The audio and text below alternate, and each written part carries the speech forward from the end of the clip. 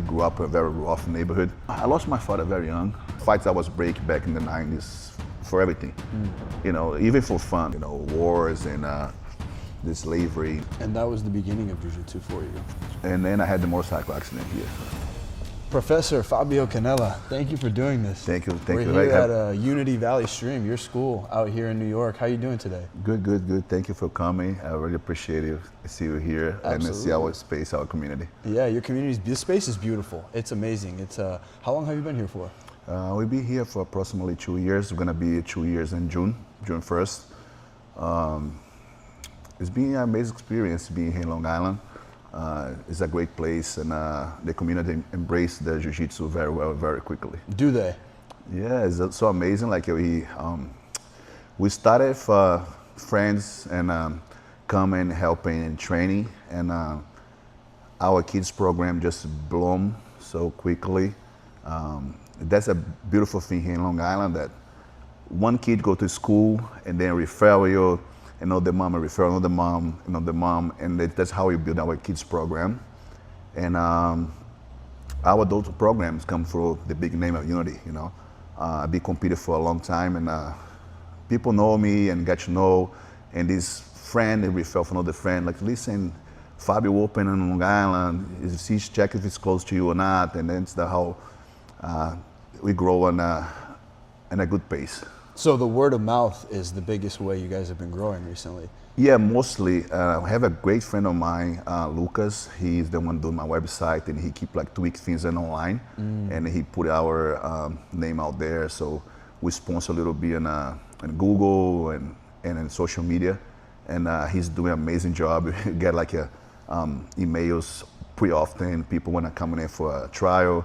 And thank God, like most of the people who come here, like 60 to 7% end up like a sign-in. Wow, that's a really good conversion rate. Yeah, 60 to 70%. That conversion has been very amazing. Nice. It's so beautiful. That's awesome. Shout out to Lucas for doing the website. Yeah, Lucas, right? I'm an amazing guy, man. Lucas, great friend, great training partner, and amazing doing what he does. One of the best. Yeah, no, for sure. So you've been training for how long now for Jiu-Jitsu? I've been training Jiu-Jitsu for a long time. Yeah. I have a couple of breaks between. I tried Jiu-Jitsu in 96 to 97. I trained for about like 5-6 years straight. And after that, I let a little break to go to MMA. And I did MMA for a little bit, didn't like much. I don't like to get punched. Yeah. You know, it's a great experience especially back in the 90s to early 2000s was a little wild. And Vale tudo, huh? Vale tudo, yeah. you can stamp people in the face. Soccer kicks. Oh my God, it wasn't so fun. So I ended up in like get a little break when I moved to US. I couldn't afford Jiu-Jitsu for a little bit, and I go visit this gym, the other gym, but never stayed to commit because I couldn't afford. And I ended up have a bad accident on the motorcycle that took even longer for come back. But thank God I ended up getting back to Jiu-Jitsu, and that's it. It's been straight 2011, so it's, oh my God, 14 years straight. That's like crazy. Straight. And no you love stop. it ever since, huh? Listen, there's nothing better for me. Like it's my mental health, it's my workout, it's my passion, everything went together, you know, boom. Like yeah. For somebody today, they come up to you and they ask you, Professor, why should I start Jiu-Jitsu? I've never trained before, but I'm thinking about starting Jiu-Jitsu. Why should I start Jiu-Jitsu? What would you tell them? The first thing I'd say, like, do Jiu-Jitsu for learning how to defend yourself. Number one, you know. If you're a woman, you have to learn how to defend yourself. If you're a man, you have to defend yourself. If you're a child, you have to defend yourself.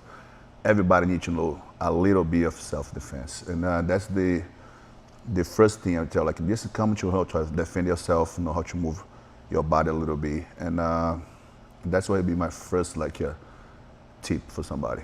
So let me ask you, why did you start Jiu-Jitsu in the beginning, way back when you first started? What was the initial thought process going into it?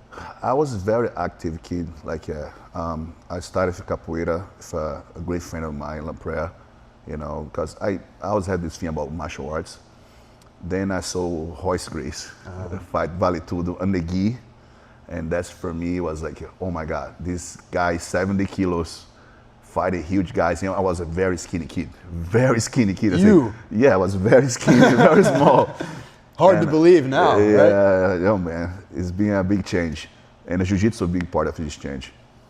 So I say, you know what? I have to do something that I can learn how to defend myself better. You know, I grew up in a very rough neighborhood.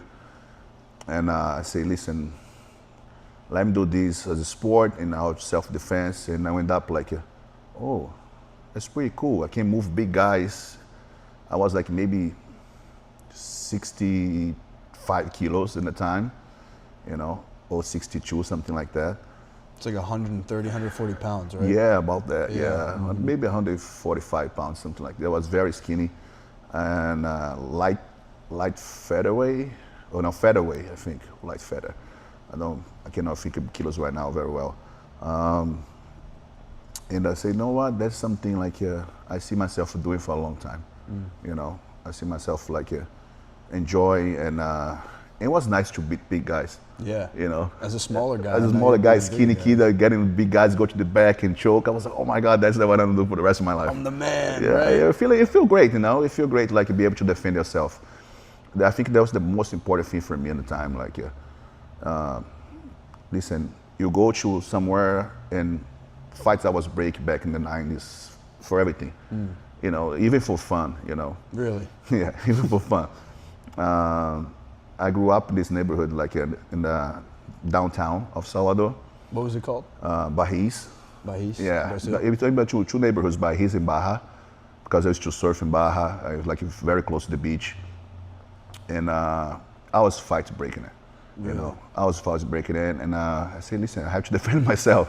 You know, and martial arts was seeing Royce Gracie doing that. I was like, no, that's what I gotta do. I gotta be there. I gotta do jiu-jitsu. Yeah. And it was very hard to find jiu-jitsu in the beginning. A lot of judo schools. I started with this professor back in the days, Ari. He was a judo guy. I trained judo for him. Thought was jiu-jitsu.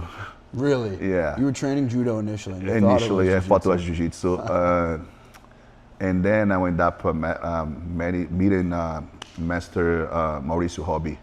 He's, if I'm not wrong, he's the highest rank for Gracie Barra. He moved to my town, and he opened his own gym for his last name was Hobby Jiu-Jitsu. And he's open for about 2 years with his name. And after that, I don't remember which the Gracie brother, in a partnership with him, and they opened Gracie Bahia. And didn't last long, Gracie Bahia.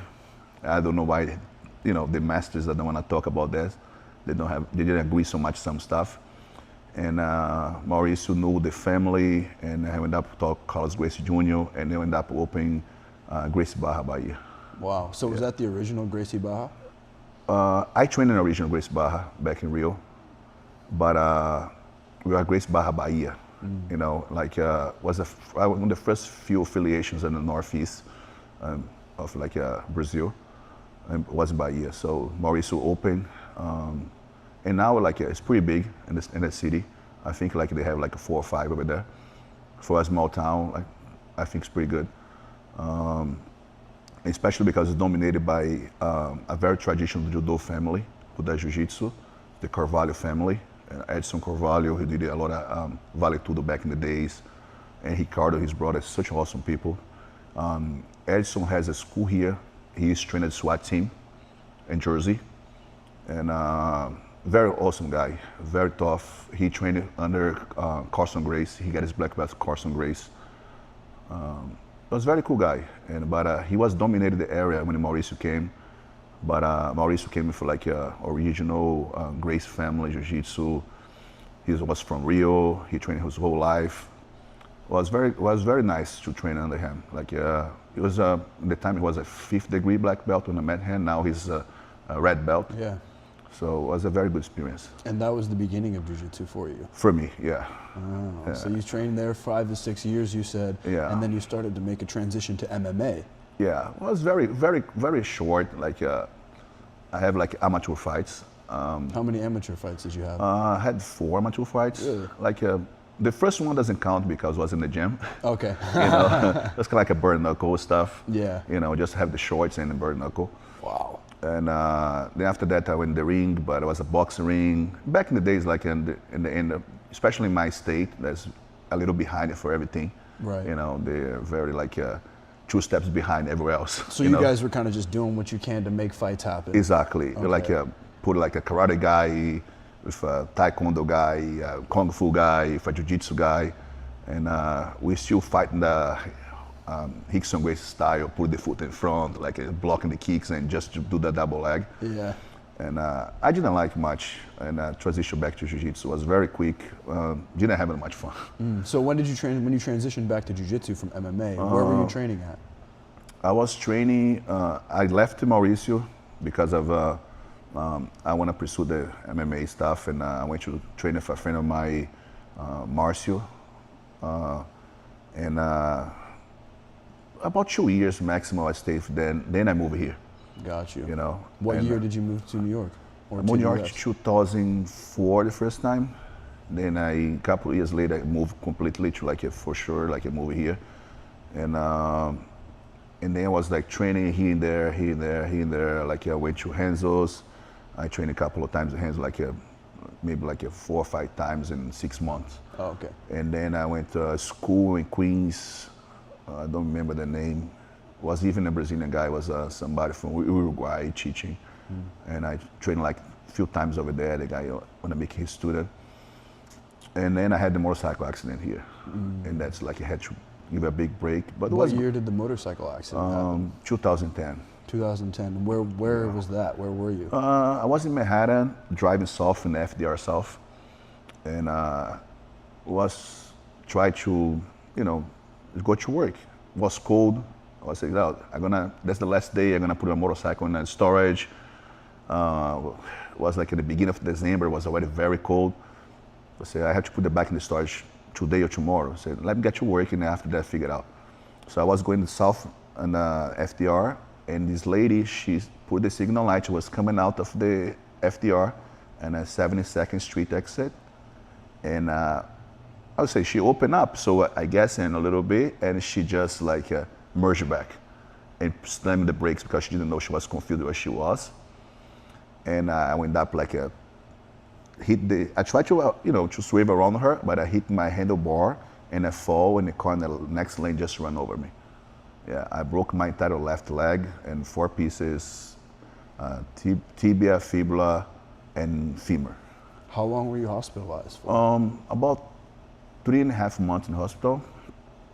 I was able to get off the hospital when my family came to US to stay for me. So I stayed for 3 months, 3.5. And then my family came. I started to go to rehab, in the house. They came to my house. I did some rehab, and after that was myself. I moved from the beginning of East Holland, 100th Street to 54th Street. So I had Parks Recreation next to my house. So and I had a pool. Ah. Yeah. So that makes rehab way better. Oh my God! I had the bicycle because they had a gym. Yeah. And I have the pool. Oh, so I used to go in the pool, sit down in the pool, move my leg. Then I start to walk in the water without resistance. Then I start to do the bike more, and then I start swimming, using my legs. And gradually, I went to weights in the leg, and I have very good people, sending me stuff. Or do this, do that. I have a friend who broke the leg, and somebody connected me with another friend of his who had a motorcycle accident. Because when you have something like this, you go to depression. Yeah. So listen, I'm not going to do sports in my life again. And but thank God I have my family next to me. I had good friends next to me.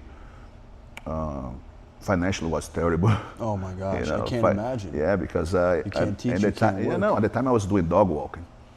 So how you can't walk. Yeah. So it was hard, but I went through everything, and 6 months later, I was able to go back to walk some dogs. I was able to move myself around, even limp a little bit, but I was able to move around. I think it has supposed to happen. Like I don't think nothing in life happened for no reason, and maybe it was the moment I had to slow down myself or something. Like I think everything happens. He has a reason to make it happen. You know, Absolutely. maybe it was a slow down I needed, and after that, I came back to jiu-jitsu full time. Unreal. For 1 year, I think 1 year. Let me see. In 2011, I started jiu-jitsu in November. So. Yeah, it was about a year after my accident. A year after your accident, Yeah. after getting thrown off a motorcycle on the freeway in New York City and ran over by a car, spending 3.5 months in the hospital. A year later, you're back on the mats. Back on the mats. And now you have your own gym, flying to Florida for Pan Americans this weekend. Yeah, That's an amazing story right there. I'm not fighting this year. I'm go as a coach. But still, you're yeah. going, you're training, you're here, you have your students. It's like from going from the hospital and thinking you would never train again to being here. That's unreal. Yeah, that's yeah, amazing. thank you, brother. I think everything is God's plan. Absolutely. You know, Absolutely. I'm a faithful and believer of God, you know, as my Savior, Jesus Christ. And I think like He has a reason for everything. And I think my accident happened for a reason to be in this moment here for you sit down here and talk about that. Yeah, you know? absolutely. Now we're here. And some right? people are going to hear that and maybe they think a bit about their lives a little differently. Do you believe that your relationship with God and your faith in God has helped you throughout your life? Oh, definitely, definitely. I think like a man of faith has more willpower to do more stuff because they believe in, they trust, then He gonna do the right thing to you and accept what comes your way. When it comes your way, make you more resilient. Right. You know, I think I believe like anybody, like you see big fighters, most of them is gonna be talk about God. Yeah. Because that's the way to understand the path, and the path is not gonna be ours straight. You know, I make this knowledge of people like life is like a heartbeat. If we go straight, you're dead. Yeah. So gonna go up and down. Wow, that's and beautiful. Down, I've never and heard down. that before. Yeah, Life is like a heartbeat. Yeah, you cannot stay at the top, you're not gonna stay at the bottom ever. Right. You know, you're gonna have a bad days, have a good days, and it's always gonna be balanced out. That's So beautiful. you can stay alive. That's beautiful right there. We need to put that on the wall. Life is like a heartbeat. Because sometimes you think, oh, you know, I just want to go forward every single day, move forward, move forward, move forward. No bad days, and you know, every day good, but you can't. You have to go up and down and up and down. Yes, that's the balance of life. And the down makes the up way better. Oh, Huh? definitely. If you don't experiment the bottom, you don't appreciate the top. It's true. Yeah. Very true. So when you're, you know, unable to walk, unable to move in your bed, you know, coming from an athletic background, what type of things do you do to keep your mind sane? What type of things do you do to keep your brain away from the bad, negative thoughts? Two things helped me a lot. 2 books. Number 1 was the Bible, right? And I have this Dalai Lama book. Mm-hmm. The Dalai Lama. It was The Way of Happiness. And I always like randomly open a page and I read that page, and it's so surreal that the page I open give me some message that I need to hear in a moment. And the entire book is great, but like when you randomly open a page and you read the paragraph, it's like, man, it's magical. Like give you a sense of like, man, I'm gonna go through this. Yeah. You know? And the Bible most likely do the same thing. I randomly read, I never stop to read the whole thing at once. I will randomly open, you know, sometimes it was John, sometimes it was Joseph, sometimes it was Peter. And it was interesting to read that way. You don't really like go through and read like most people read, and the messages that you can get that way is because it was supposed to come in your way in that moment. Yeah. You know, and I think definitely those 2 books helped me a lot to go through, like believe that everything you're gonna be fine, you know. That's cool. You said you would open up a random page and then all of a sudden you would read a passage that would resonate with you in that moment, right? Yeah. That would help you through. That's cool. That's crazy, you know? It's kind of like you're saying, it's all meant to be. Huh? It's meant to be. It's just surreal. Like you like, how come, you know? Yeah. All the odds, like why open this page in this moment And this message. and this message right there, It's you know. beautiful. I think all my faith come because of my mom. Really? You know, my mom is a very religious person.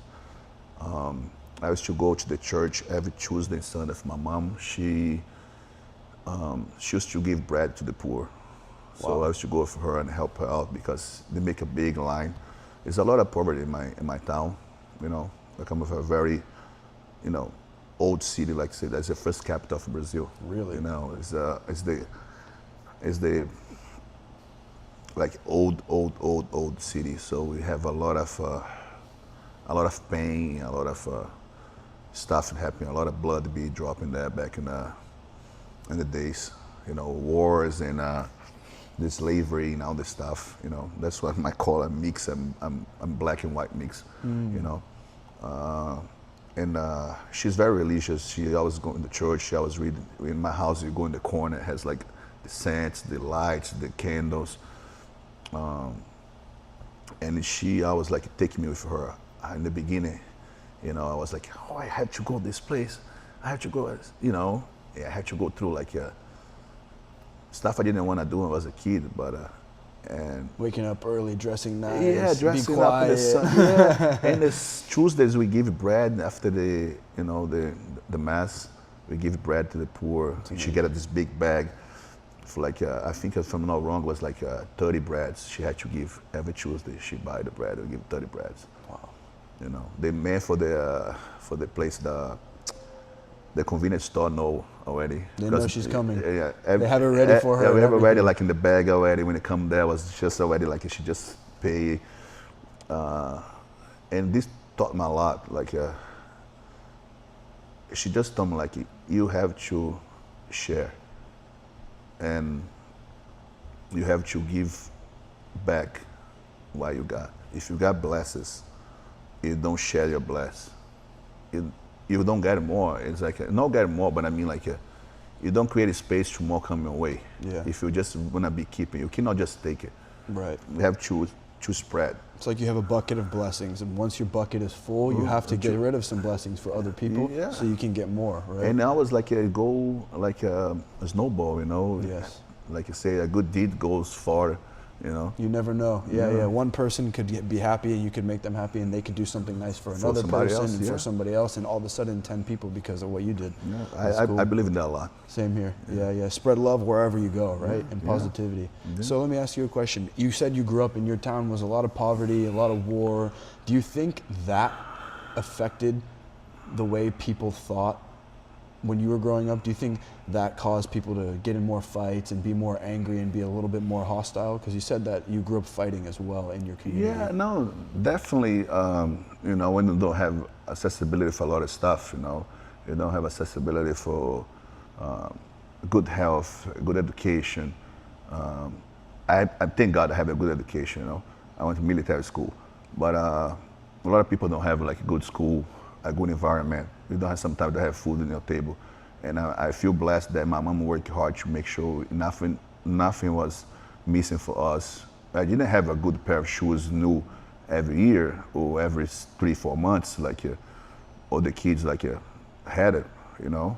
And I know kids who never even had a chance to have a pair of shoes like ever, Right. you know. Right. And that's make you angry because you don't have the things that are necessary for just to have like a normal life, like say like that, you know. Yeah. And it was making me very, very, very happy that people without nothing is they want to share more. But we always have a fight because you're angry all the time. You know, you don't have this, you don't have that. Like you see somebody passing with something else, you don't think like, oh, I should not be look what they have. I should just fight for mine.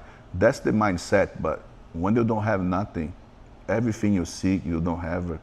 You ask yourself, why can't I have that? Why, you know? Why not me? Exactly, you know. Yeah, and when then you're some, younger too, and some kids like don't see their parents the whole day. They go work and grow up like by themselves. You know, they go to school, and then sometimes don't even go to school and just stay outside all day. You know. Right. And this caused a lot of anger. This caused a lot of, you know, feelings that why life is so hard, you know.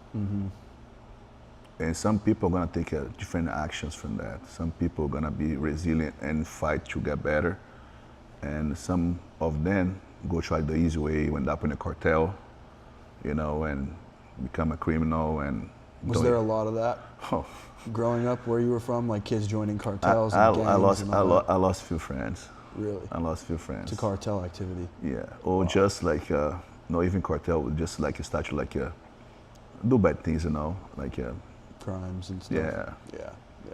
Yeah. Was it like kind of like crimes is one way and sports is the other way where you're from, or was there other options too? No, other Did you ever options. see- Other options. You know, I would say like education is the best option ever. That's good. You know? Yeah. Like my mom was telling me, like, you gotta finish college, you gotta do this. You know, you have no chance if you don't do it. And I think that's pushed us a lot. You know, my brother's a doctor. Wow. My sister, she has an MBA in administration for companies. She has her own company. Really? Back home. Yeah, she's. You guys are all successful out here. She was teaching microfinance in the university for a little bit. Wow. And I finished my college. Mine was tourism. Really? Tourism. What did you want to do with that? I don't know. I just want to finish something to make my mom happy. Yeah, You know, because right. she say the way she grew up without nothing, she was able to do 2 colleges. Mm-hmm. You know, she say you gotta do. Yeah. You know, I don't accept any of my kids not be able to go to college. Were you and your mom very close growing up? We're still very close. Amazing. If I don't talk to her like in more than 2 or 3 days, she say, "You forgot to have a mom." You know, she's like that. Yeah, my mom is my rock. You know, my mom, my sister. Oh my God, like I cannot live without that. Does your family motivate you every day to get up and do better for yourself and for your students? Oh man, definitely. My mom I was telling me, like, listen, it's work hard is the only way. There's nothing different. If you put energy in something, things gonna work out. Can take a while, but it's gonna work out, you know. And my sister also too. Like we had a lot of stuff in common. Like the way we approach stuff, we don't give up. We keep pushing. She came here too when I had my accident. She came here 3 times. Like I was in the times that was the hardest for me. She was there. She make a way to be here. She leave her family there just to spend like 2 weeks, 3 weeks with me. Like it's somebody like I know I was my back in every situation. Yeah. My mom, my sister. It's like my brother's a younger brother. For me, like I have to take care of him. It's different, you know. You look over him. Yeah. Right? Yeah. But my sister's older. I'm the middle kid. And so she always watch for me and for my brother. Big sis, huh? Yeah, Nice. she's awesome. She's awesome. I had my mom like I was like no, I have somebody who I can Count on, right? Count on, yeah. For sure. Were you close with your father growing up? I lost my father very young. You know, I be raised by my stepfather, and I used to call my father too. You know, and he was a Navy guy, very tough guy. We have a lot of problems in the beginning, you know, because he wanted me to do things a certain way, and I don't want to accept it this way. I have to do my own way. And but then the day, like, I know he was watch out for me, and I hold no grants against anything he did. I think he just like wanted me to get better. And I ended up like in military because of him. Yeah, really. Yeah. How long did you serve in the military for? Wasn't mandatory. Then I did a little bit more for the special force. Okay. And In Brazil, right? yeah, Brazil. Nice. And I ended up changing everything to move here. Wow. Yeah. So How was that, serving in the Brazilian Special Yeah. Forces? Chill or not chill? It's not like here, brother. Different? It's not like here. It's not like here. Yeah, I have yeah. a lot of friends of mine who are here that they had to go through wars and stuff. Like Brazil make a war for nobody. Yeah. You know. They're kind of chilling. Yeah. Doing their own thing. Yeah. That's But funny. And then you got here, and how was that, like coming to the U.S. was it the first time you were coming to the U.S. or had you been here before? bro, that was the first time moving here. No way. You moved here, first Oh time my coming God, here, bro. just send it, full send. I put all my coins in the one. In basket, yeah, all one your basket. eggs in one Yeah, basket. Yeah, all eggs in one basket, bro. And I say, you know what? I gotta make it, you know. Yeah. And people always say like, listen, you make it, you break it. So I say, I'm not gonna break it. Yeah. I'm gonna right. make it. What does that look like? You touch down in New York on day one, and where do you go from there? Man, I came like somebody. We divorced eventually. Okay. But I came here with somebody, and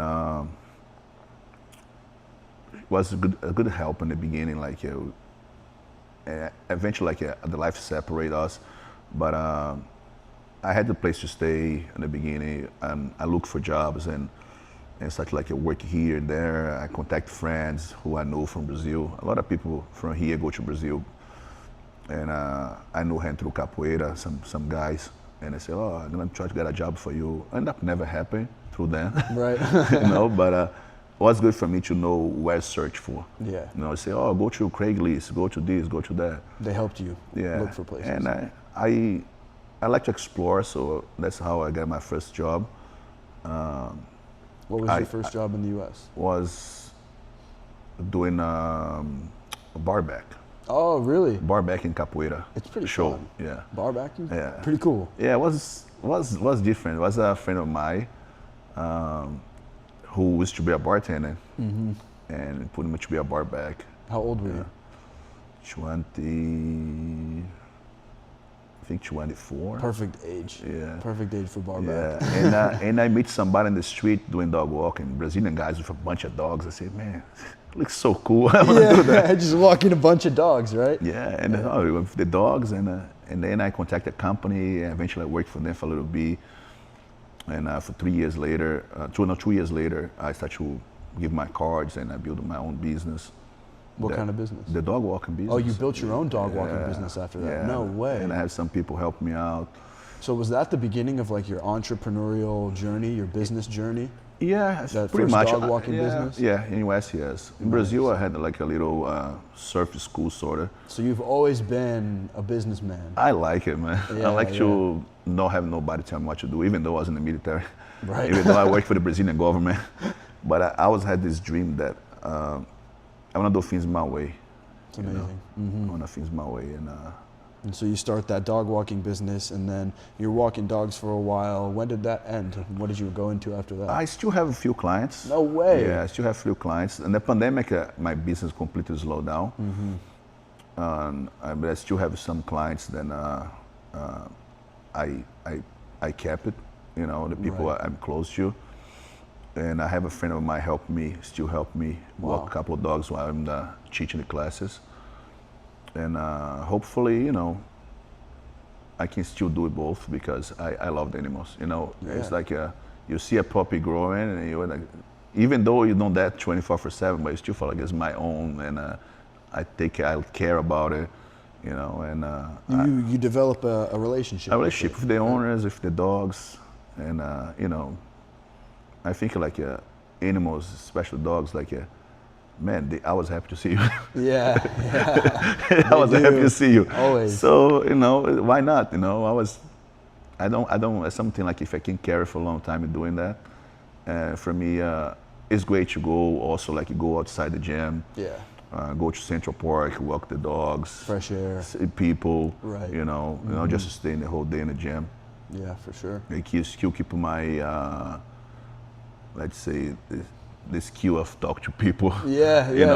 Outside of jiu-jitsu world. Only your best customers, though, right? Yeah, and the people I care about, I still work with. That's good. That's amazing that you still got it going on. Little jiu-jitsu, little dog walking, can't complain. Yeah. So when did you stumble across Unity?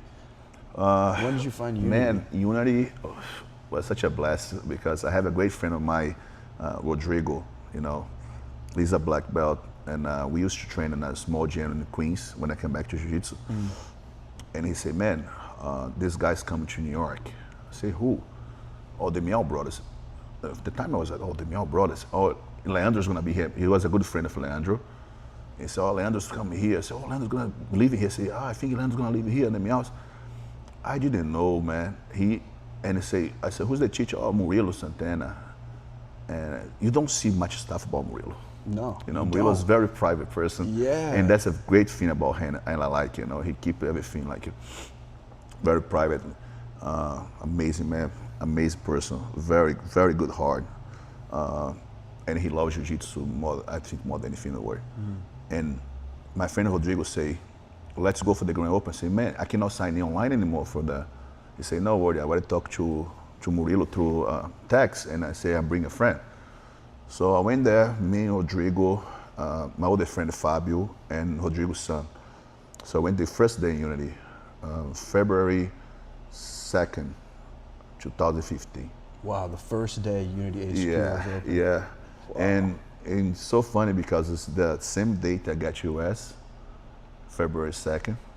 It's the same day I signed the contract when I bought my house, February 2nd. No way. Yeah. That's a special day for you. It's a special day then, for me. huh? Yeah. Wow. And I went up in there.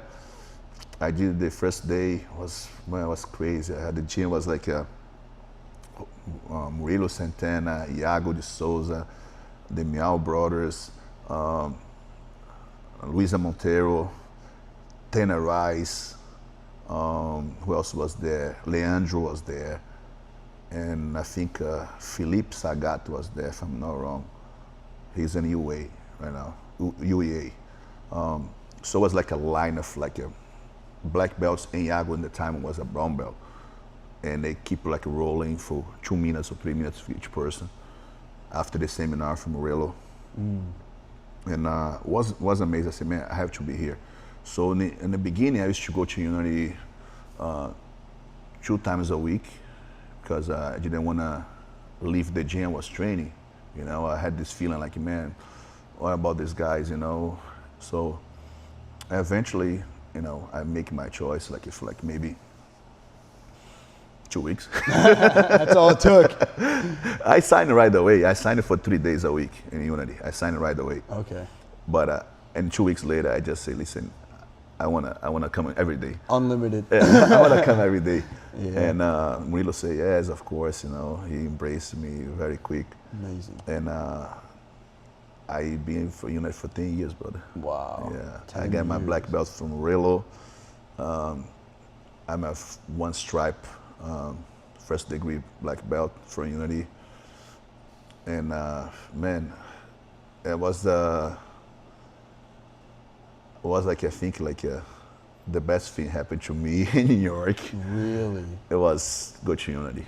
Really? Yeah, for so many reasons, brother. You and Juni said the best thing Juni said that happened to him was meeting Murilo and getting contacted with him. My God, Same man. thing for you, huh? Going to Unity. Murilo, man, Unity.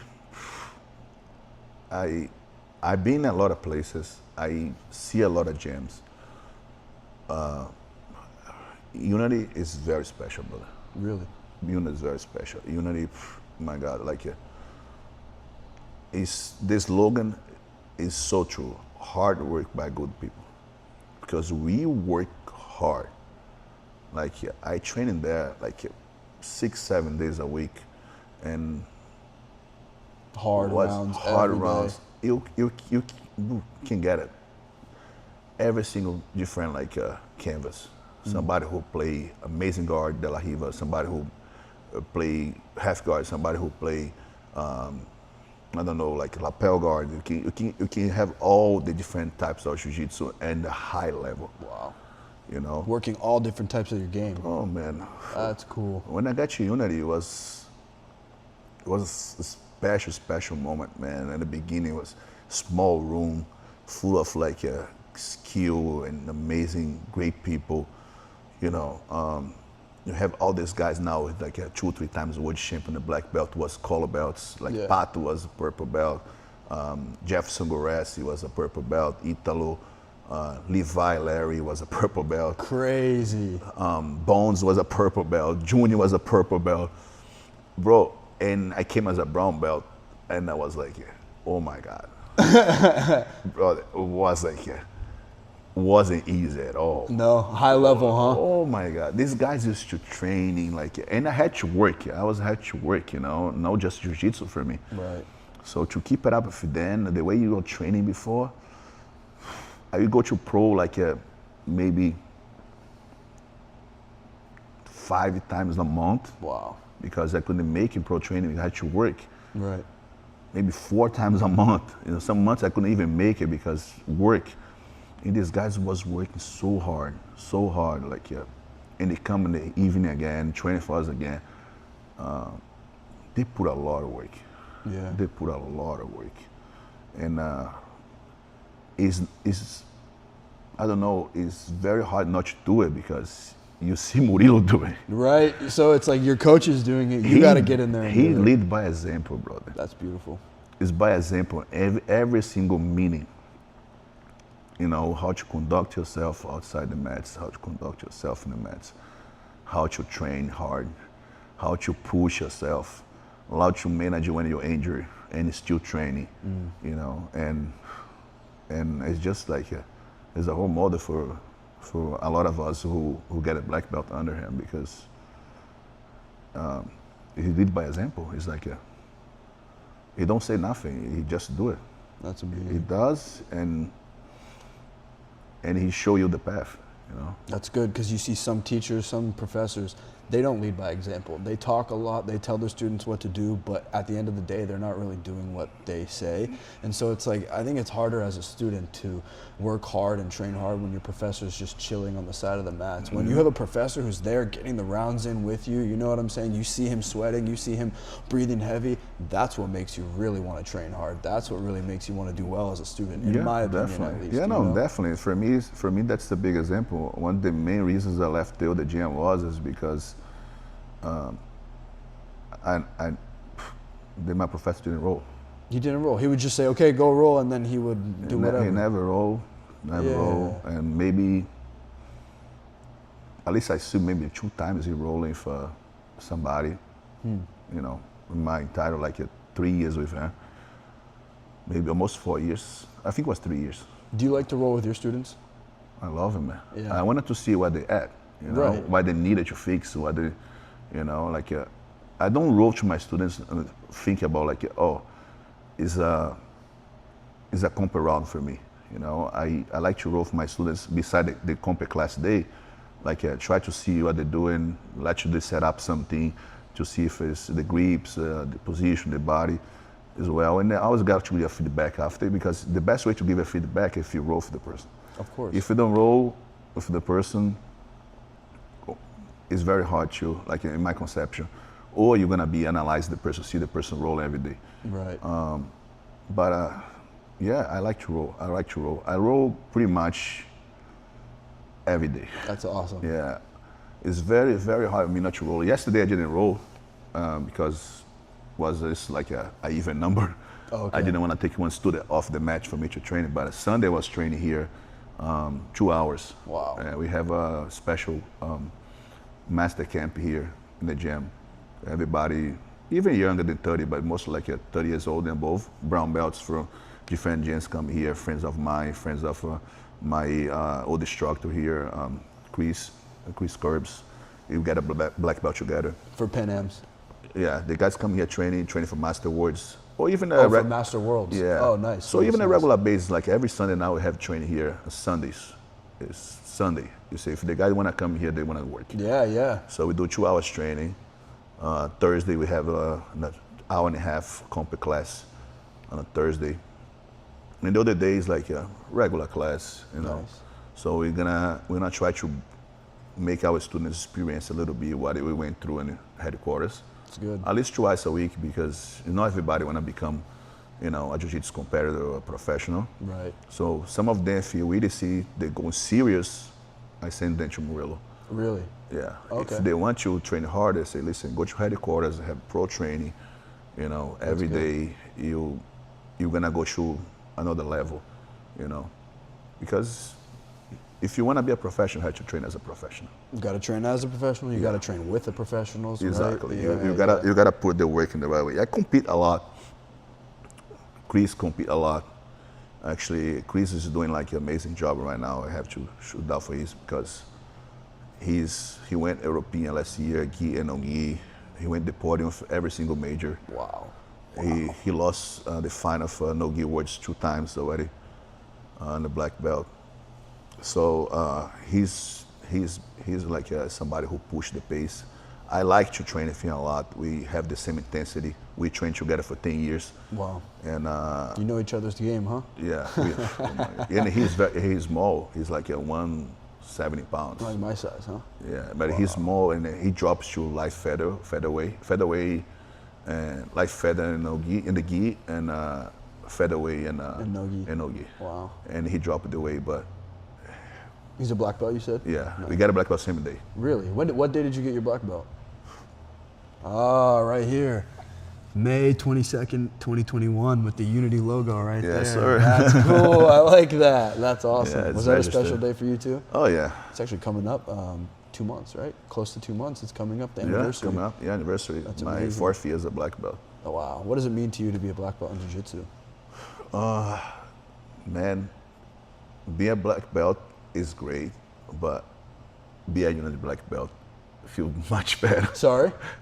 Be a Unity black belt feels much better. Yeah. Oh, for sure. Feel much better. Feel much more the big accomplishment. I think it's even better than my college or whatever I did before in my Really? life. Yeah. Like, for me, like, it's the big achievement of my life. Really? Nothing else can compare, bro.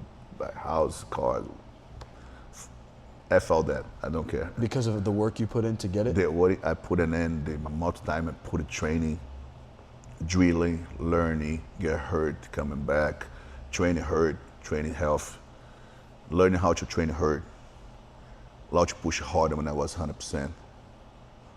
It's like you learn so much about yourself. Wow. So much. Along the way, right? In the journey. Brother, When they say journey, they mean the journey, right? look, my foot is broke, completely broke. Yeah, you can hear that. Completely broke. Really? And I broke the first time and No Gear Worlds.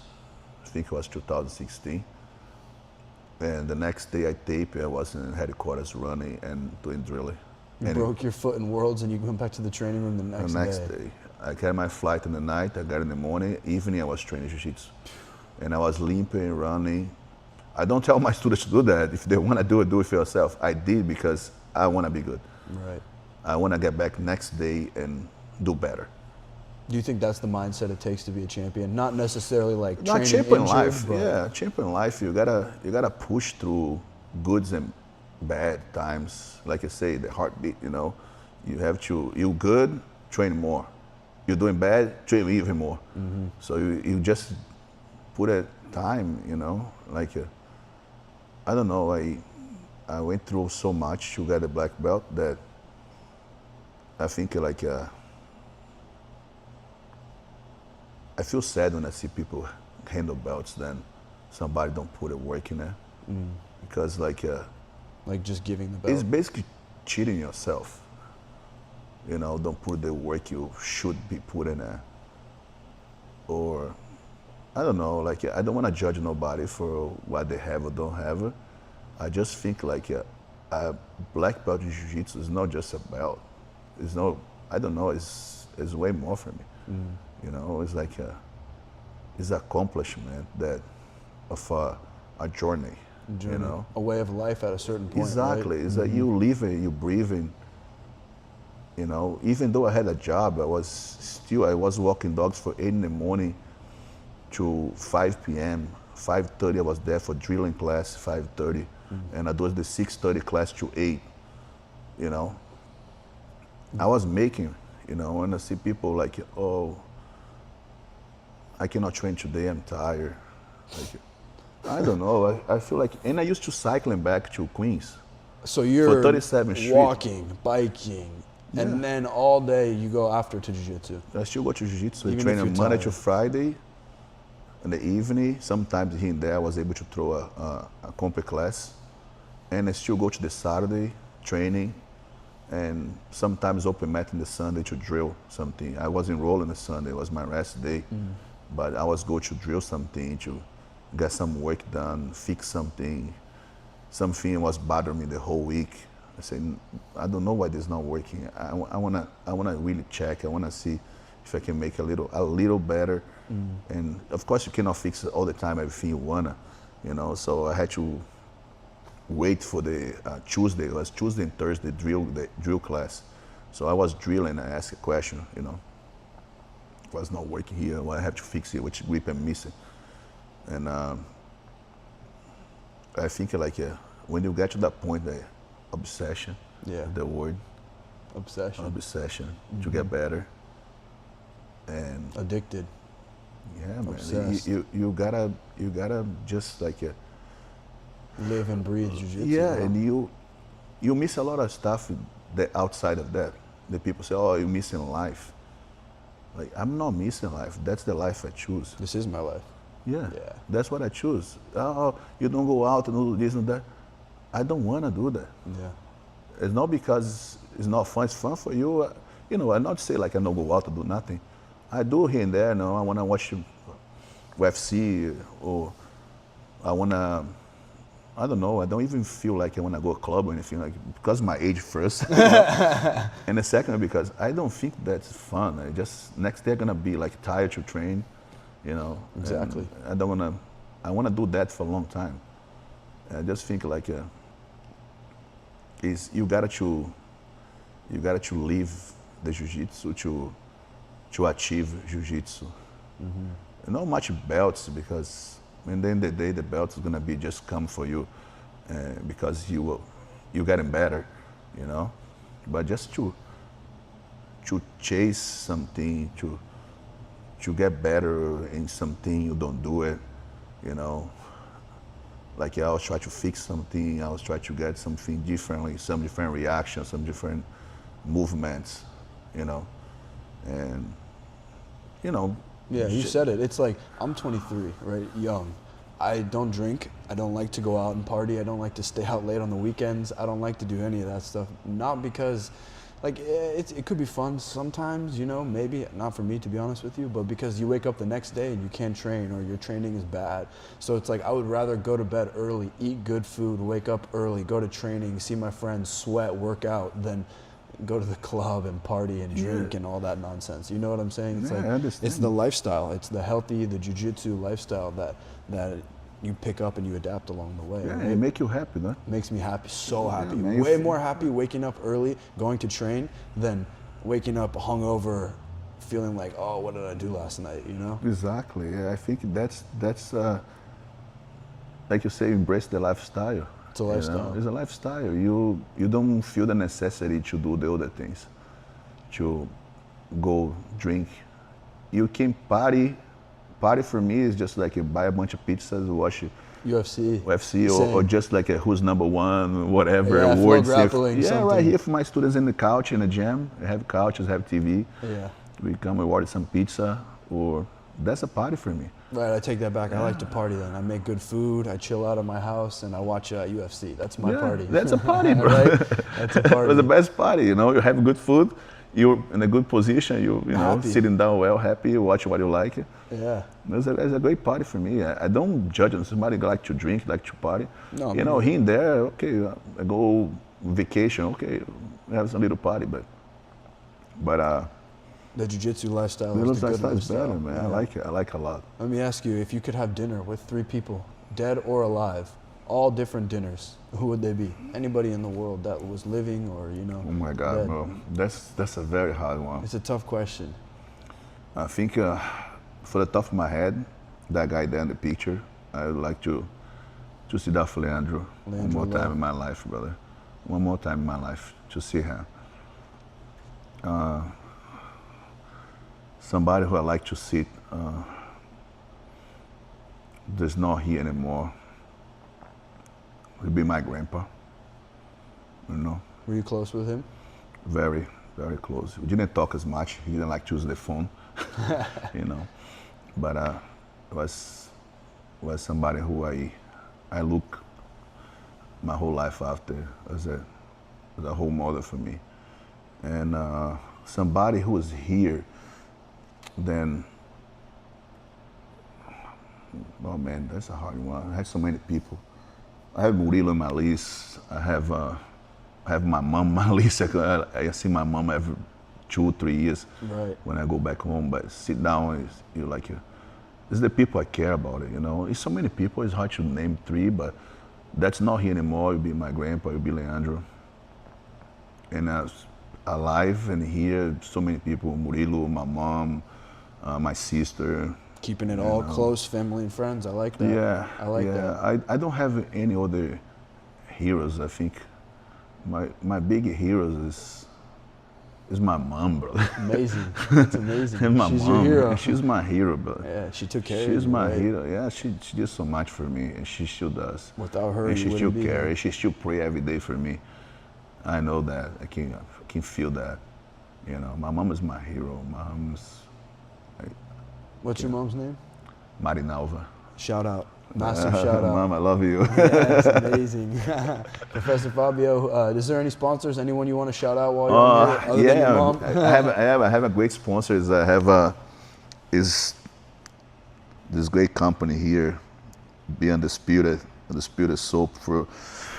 Is a great friend of mine, Nelson. He's a great friend. Friend of mine too. Great person.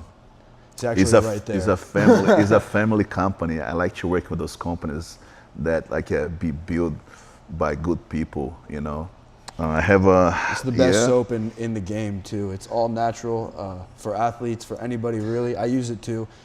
Check it out. Be the Undisputed on Instagram. Definitely check it out. Yeah, and also the bars, guys. You know. Yeah, liquid soap, soap bars, both of them. I have the Salt Electrolytes. Nice. Riley is a great friend too. Somebody who believes in my job. Guys, you train jiu-jitsu or you do any sports, you gotta be hydrated. This stuff is gonna give you exactly what you need, right? Different flavors. I think they come with a new flavor soon. You know, I'm gonna be probably doing my Instagram, something about it. And Canabolics. Canabolics CBD. I don't know about you, but I use CBD daily. Same. And THC. I have only CBD for my religion, you know. Of course. But CBD keep me focused, you know. We have the rising and formula, rising grind, great, help my anxiety, yes. you know. And I have the sleep formula too. Helps you sleep? So like a baby. That's good. You know? Sleep is number one. And also they have some topical too for pain. It's helped a lot. It's been helping me a lot. You know, this, and especially those companies, like family companies, people who put their work and make sure the public gets something great. It's not even good, it's great. 100%. You know, they work for the excellency. Especially Be the Undisputed. Undisputed. Nelson makes all of these soaps himself. So any soap you buy from Be the Undisputed, his hands have touched, he's made it. All good quality. I've been to the factory where they make the soap. It's beautiful, it's clean. Definitely check him out online. Professor, where can they find you on Instagram? You can find me in Fabio Canela. It's Fabiao Canela, Canela. You also can find my page for the gym, Unity School Valley Stream. You can find me there. And yeah, guys, you can hit me up. Come train. Come train here. We have open mats. We open 7 days a week. We never close. Holidays, New Year's, Christmas Eve, Christmas Day. We never close. Only if maybe a hurricane or something happens. Otherwise, we're gonna be here. Thank you so much, brother. I really appreciate it. Great con. Yes, absolutely. We'll do it again sometime soon. Please. Amazing. Cheers. Until next time, guys, subscribe. Us.